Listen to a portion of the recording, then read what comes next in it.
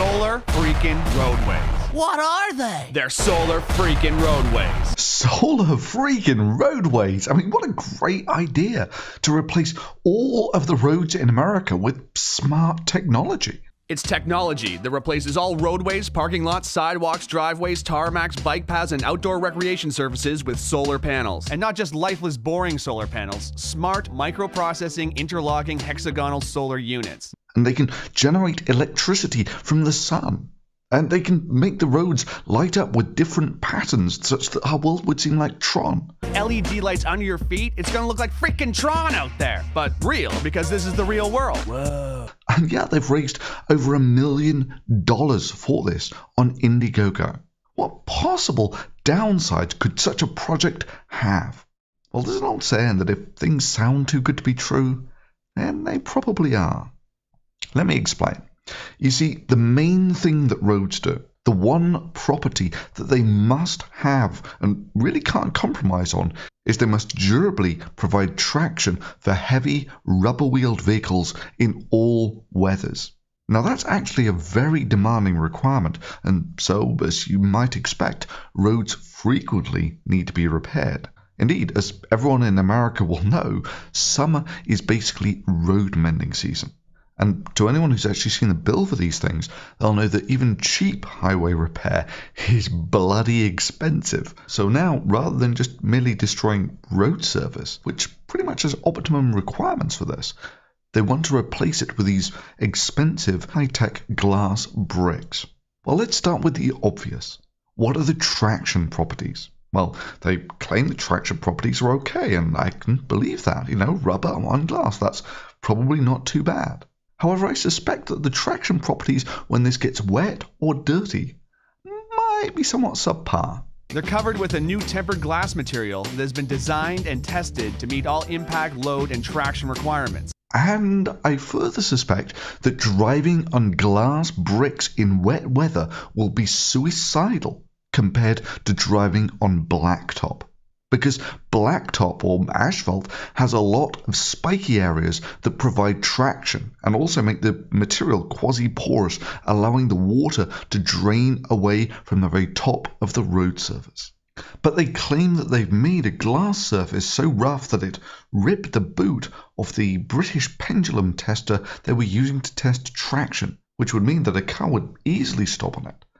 Well, yeah, I've got my doubts about that. I mean, firstly, because hard cheese on such a pendulum tester would also probably have comparable traction properties. But that doesn't mean that you could stop a car going at 80 miles an hour on it. Secondly, even if you could roughen up the glass surface enough to give suitable traction properties to stop a pendulum tester in the lab once, that's still almost pointless, in that you want a road surface that you can reliably stop on in the wet for years. And fundamentally, glass is a pretty soft material. How long do you think it will be before it's worn smooth? And what will its traction properties be like then? But they have a demo where they drive a tractor on this testbed. Well, good for them. But look, the tractor is tiny. Really, really tiny, and it's driven a few yards once. Let's see how this fares after having one of those big tanker trucks driving over this for a few years and see how it fares. But more importantly, have you ever wondered why we don't make roads out of hexagons anyway? The first problem is that as tiles get too big, they tend to crack in the middle. And then, of course, the water goes through those cracks and can slowly waterlog and erode away the foundations of the road. And that's one of the reasons why things like asphalt is great, because they provide a waterproofing surface that keeps the road waterproof and stops it getting washed away by the rain. And secondly, as a vehicle will roll across such a tile, you'll get differential loading, which will cause the tiles to slowly work their way loose. Sure, these processes can take days, months, or even years. But these are some of the reasons why you've never seen a freeway made out of tiles. Look, blacktop has very good properties for making roads from. It's essentially a waste product from the oil industry. We've been working really hard to use as many recycled materials as we can. We'd love to hire recycling experts to make it even greener. I'm very, environmentally conscious. Good, because Solar Roadways use as much recycled material in their production as possible. Yeah, I've got to admit, that really stinks. First of all, you can't make clear glass from melting ground-up coloured glass. Secondly, using ground-up coloured glass would be stupid if optical transmission is something that you care about. And there's absolutely no way these folks have the facilities for large-scale glass melting, recasting into different shapes, and annealing. Julie's a therapist, I'm an engineer, we have zero marketing skills, we've never sold anything. We don't know where to go from here. So, what is this couple doing shoveling ground-up coloured glass into a wheelbarrow? We've been working really hard to use as many recycled materials as we can. Plus, it's bloody obvious at this point that they have no clue whatsoever that asphalt is one of the most recycled materials ever, with up to 99% of it being recycled. I don't believe we're going to have the ability to build asphalt roads in 50 years. That's one of the reasons why it's relatively cheap. And now you're going to replace that with these uber expensive glass tiles. Which means, of course, that your building and repair costs are going to go through the roof. Glass has some other downsides, which I'll come to shortly. But this could power the whole United States, right? There's 25,000 square miles of road surfaces, parking lots, and driveways in the lower 48 states. If we covered that with solar panels, just a 15% efficiency, we produce 3 times more electricity than this country uses on an annual basis. Okay, let's take those numbers. 25,000 square miles, which is about 60 billion square meters. And a meter square of nothing special, half-inch thick tempered glass costs about $300. That means that just the cost of the glass, that's not the cost of all of the electronics that goes into these things, the microprocessors, the printed circuit boards, the Wi-Fi, and the LEDs. That's not the cost of the power system, all of the cables and the such like that go into this. That's not the cost of the solar cells, and that's not the cost of the manpower to bring all of these high-tech features together in a manufactured product. Just the glass costs, that's just the glass, nothing else, would cost you about $20 trillion. That's give or take about 10 times the federal budget. But let's leave the technical details aside. What about this powering the country? Well, think about it a little more. First of all, even if you did bankrupt the entire country by building such a system, it's only going to give you power while the sun is up. Then, of course, there's the critical problem with energy transport. At the moment, one of the most efficient ways of transporting power is through high-voltage alternating current lines. Those big power lines. And even at that, your losses in transporting your power are about 7%, and that's pretty much as good as it gets.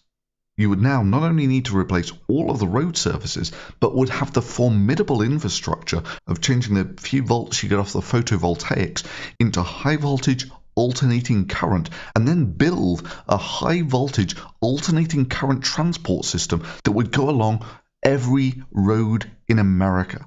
Just think of the material that would take. Just think about the metal in the wiring alone. And not just under the road. Let me give you some ballpark figures here. High voltage lines alone cost about as much per mile as adding a completely new mile of freeway lane. And you would need something like that down all the roads in America. Plus, the roadways have 2 channels that form what's called a cable corridor that runs concurrently with the roadways themselves. One part houses electrical cables, meaning power lines, data lines, fiber optics, and high-speed internet, which replaces the need for telephone poles and hanging wires that can be damaged during storms, causing power outages. Which would all be fantastic if it weren't for the fact that burying power transmission lines costs about 10 times what it costs to have overhead transmission lines, and even those clock in at about $1 million per mile. Because otherwise, generating power that you cannot effectively transport anywhere is essentially just an expensive exercise in futility. This is why power stations are a pretty cost-effective way of doing these things. You have a power station and a limited number of high voltage power lines to transport that power to a substation which steps it down to civilian type voltages. And you don't need an infrastructure the size of the US road network. Have you any idea of the size of the infrastructure you are proposing to build? Look, America can barely keep its highways in order, let alone maintain a power grid the size of the US road system. And on top of this, all of their road engineers would now need to be electricians as well. But they have lights on that can do really cool things, right? Every panel has a series of LED lights on the circuit board that can be programmed to make landscape designs, warning signs, parking lot configurations, whatever. And it's a cool idea, lighting up the roads in America such that they would look like Tron. LED lights under your feet, it's gonna look like freaking Tron out there. But real, because this is the real world. Whoa. Imagine a highway road lighting up ahead of you. How much safer it would be to drive at night. Well, maybe. But I think I've got a better idea. Yes, better. You see, what you really want is just a way of lighting the area of road that the car is on. Now, sure, we could put lights in all of the roads in America, which would require an equally large power system. Or we could, let me just think about this. Yeah, I think this will work. We could just put lights on the cars. And then we only light the bit of the road that we're interested in.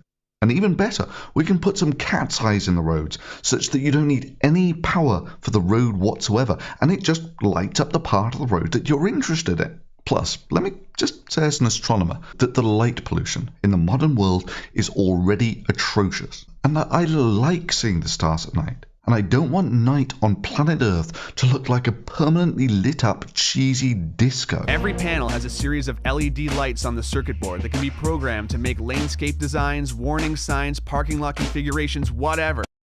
Well, let's start with the obvious. There is no way, none at all, that you would be able to see these LEDs under the full, hard sunlight. You know, when these solar panels are meant to be generating the electricity. So here I have some very bright LEDs which I can have in white, blue, green or red, and now I have them out in the sunlight for red, green and blue and white. So as you can see, once you get into the full light of day, it really isn't quite the same thing as doing it at night. A little bit of shade. There we go, just about to see it now because we've got some cloud. But as for having those to drive on, you've got to be kidding me. So how are people meant to drive on these roads in the day, essentially without road markings? Indeed, the only way you could get patterns like this is if you would, say, put liquid crystal displays into the roads, which would be so much more cooler than LEDs. Plus, you could add touchscreen technology, which would mean that the whole US road system would basically become one giant smartphone. I mean, just think about the apps you could get on a smartphone the size of the United States. I mean, sure, the liquid crystal displays might stop the light from getting to the solar cells, but... Solar freaking roadways. What are they? They're solar freaking roadways. But taking a step back to reality for a second, first of all, we only ever see these LEDs close up in the dusk from above. I mean, let's be real. What do you think the visibility of these things will be like when you're looking at them at a very shallow angle in the road in the full daylight? Speaking of which, so what if you can change the patterns? Almost all roads do not need the patterns changed on them like this. And actually putting lights in all of the roads just so you can change them for the very rare occasion when they might be needed is a very inefficient way of doing things. Indeed, like this, hard signs are a much more cost-effective way of doing things than building lights into all areas of the road. Now, sure, there are some urban roads where having some dynamically lit road signs or roadways would be cost effective, like the dynamic traffic control measures they have employed in many cities already. But I have real doubts for if in those roads it would be worth putting solar panels in as well. They also seem to really like the idea of solar-powered car lots. Country, just parking lots in major fast food chains, for instance, you could use this to go all the way to Florida from here. This is part of what they got the money from the Department of Transport for, and it's also part of what they want the crowdfunding money for. Now, this does have some advantages in that the wear that you get off traffic in car lots is far less. But hey, let's be real here. The renderings that they have of their solar-powered car parks. So now we have all these great ideas, right? We hire our daughter's friend who's a graphic illustrator to do some drawings for us, do some animations. Here's a panel all assembled, the lights being tested.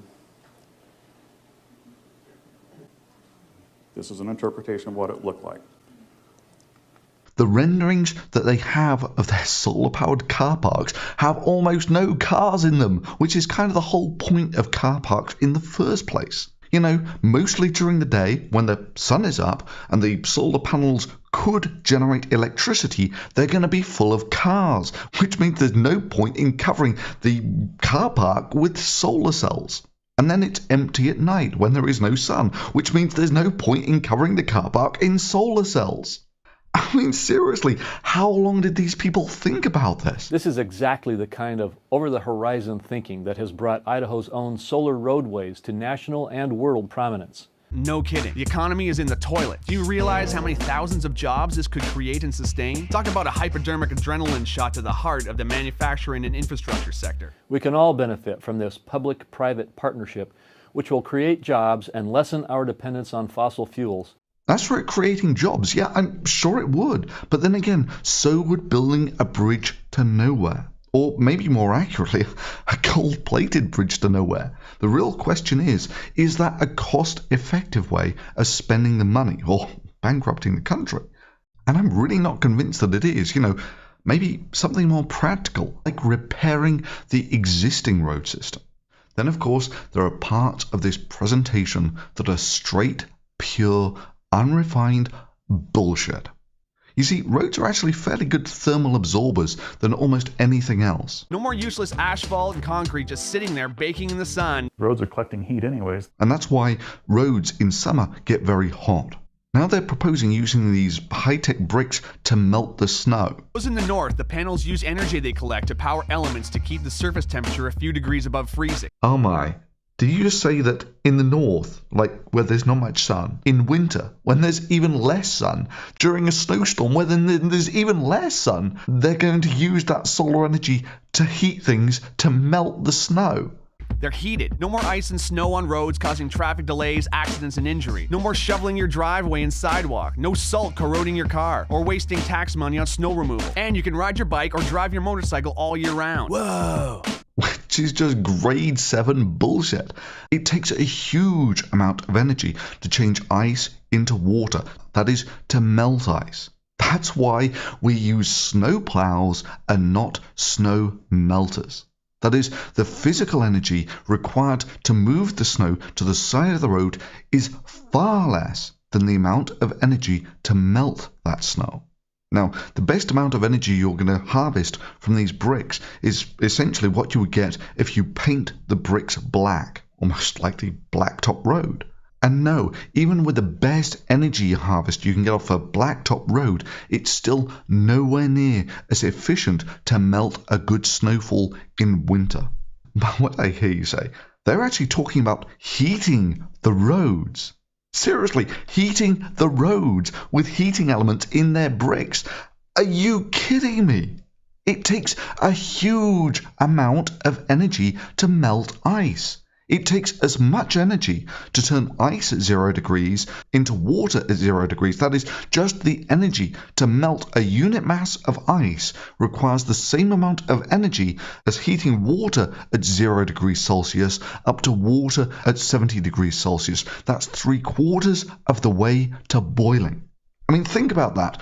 Rather than just moving the snow to the side of the road, they are proposing using as much energy over the entire US road system as heating that water up from 0 degrees Celsius to 3/4 the way to boiling. And that's assuming that this is a 100% efficient system where they lose no heat to either the sub-zero temperature of the road foundation or the atmosphere. The heating elements will keep the road surface snow and ice free all winter long. So some ballpark numbers. Let's just take this one single freeway from New York City to Washington. A couple of 100 miles or kilometers, that sort of distance. And let's say the average snowfall for this region is about 2 feet a year. That's about 2/3 of a meter. And you go through the numbers and you find that just the energy bill for just that one road alone would be about $2 million per year. This is the thing. Again and again, they say this is just some inventor guy and his wife. And that pretty much shows through in their knowledge base, which seems to be mostly electronics. They don't have a clue about thermodynamics, energy transport, or road construction. Julie's a therapist, I'm an engineer, we have zero marketing skills, we've never sold anything. We don't know where to go from here. So We've come this far with just the two of us and a couple of part-time volunteers. to enable our vision, we'll need to build manufacturing facilities in every state in the U.S. and nearly every country in the world.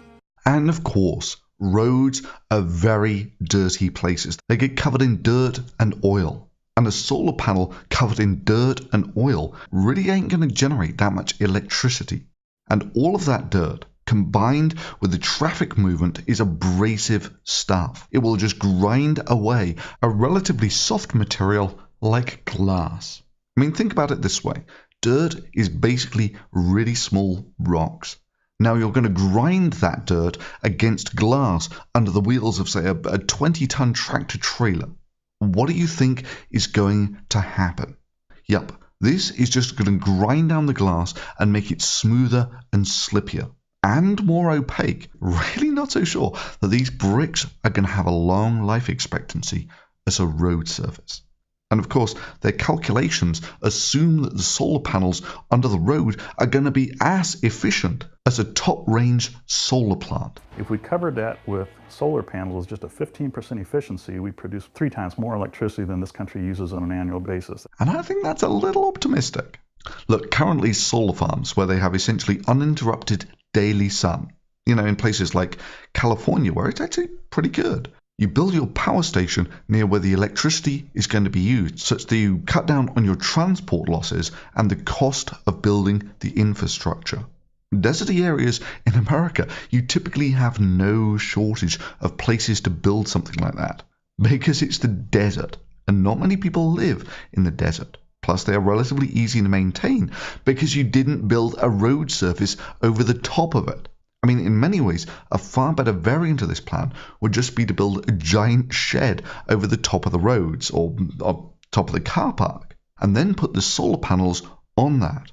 You get no losses from the bricks being dirty and absorbing the light. You get to angle your solar panels such that they're much more efficient. Something, of course, that you can never do when they're actually built into the road surface. Plus, you now have much easier, uninterrupted access to your solar panels because they're not under the road. Plus, you can now downlight the roads and it allows you much easier access to the blacktop. Plus, all of your lights now point downwards under a shed, which will cut down on light pollution. Plus, now all of your roads are covered and they won't get slippy because they won't get wet. Or for that matter, if it's over the top of a car park, your car will stay dry. Plus, now you can keep all of your road workers because you're still maintaining the existing blacktop technology. And at this point, you've just got to be honest that it would be far more efficient to just put your solar panels along the side of the road rather than under it. So why is there all this buzz around this inventor and his wife? Well, fundamentally, I think it's because people think that it's a really cool idea. However, it is notable that the Department of Transport only gave them a few smallish innovation grants and nothing afterwards. Early last year, we saw the United States Department of Transportation put out a solicitation for some kind of paving material that could pay for itself over its lifetime. Excuse me. We applied for it and we got it. It was a phase 1 research grant. But frankly, most of these folks who are excited about this don't have the slightest clue about the technical challenges of building a road or transporting energy, or for that matter, why we currently use the materials that we do. This is basically the thorium-powered car all over again. If you could make one, it would be super cool. You could drive for 100 years on just 8 grams of thorium. If you ignore the minor technical detail that it's currently technologically impossible and that it's never likely to be technologically possible, then it's a great idea. It's kind of like saying, what if we could build a pogo stick that could get us to the moon? Well, if we could, then it would be really cool. It would be a cheap, reusable way of getting to the moon. This is exactly the kind of over-the-horizon thinking that has brought Idaho's own solar roadways to national and world prominence. However, a few back-of-the-envelope calculations will show you that it's just impossible. The materials simply don't exist. Now, sure, the march of technology and knowledge can make some of these things possible, but a pogo stick that can get you to the moon is just outside of that envelope. Similarly here, fundamentally, the materials simply do not exist. Look, everything here basically depends on getting material as good as asphalt for topping the surface of the road that is optically clear. We're not talking about something you can park your car on for 10 minutes or something that you can run a single lab test on. We're talking about something you can drive your car on for 20 years and have it still be optically clear with the same physical properties as blacktop. And that's the core problem. This material does not exist, nor is it ever likely to exist in a cost-effective form, let alone one that you can make out of some few shovels of crappy ground-up coloured glass. And this point isn't even remotely addressed in any of their material, nor is there any attempt to address how they expect to transport the power that would be generated from these solar panels to a point where it could be used. Now, invariably, when I put a video like this up, people will claim that I'm simply a pawn for this industry or that, and put simply, no. No, I'm not, and I'll tell you why. These videos are openly supported by supporters of this channel through Patreon, and it's they who allow me to operate completely independently of any vested corporate interests. It's that allows me the freedom to call out popular or well-sold bullshit wherever it's put forward. No matter if it's NASA's claims about extraterrestrial life or powdered alcohol or thorium-powered cars or solar-powered roads. You know, this sort of investigative, scientifically literate reporting that you wish the mainstream media actually did. And it's that independence that allows me to say that this stinks. A high-tech glass road made out of garbage with no stop tests. Seriously, if you believed in the properties of this paving, just do an emergency stop of some sort on it. I mean, isn't that the obvious proof of the pudding, which curiously everyone seemed to overlook? My guess is that even at modest speeds, this would structurally destroy the paving and the electronics. And this is long before you worry about the long-term durability or considerations about power transport. Sorry, but what you heard here was not the voice of vested corporate interests, but a reasoned argument, solidly based on facts, telling you that, sadly, something that sounds too good to be true is.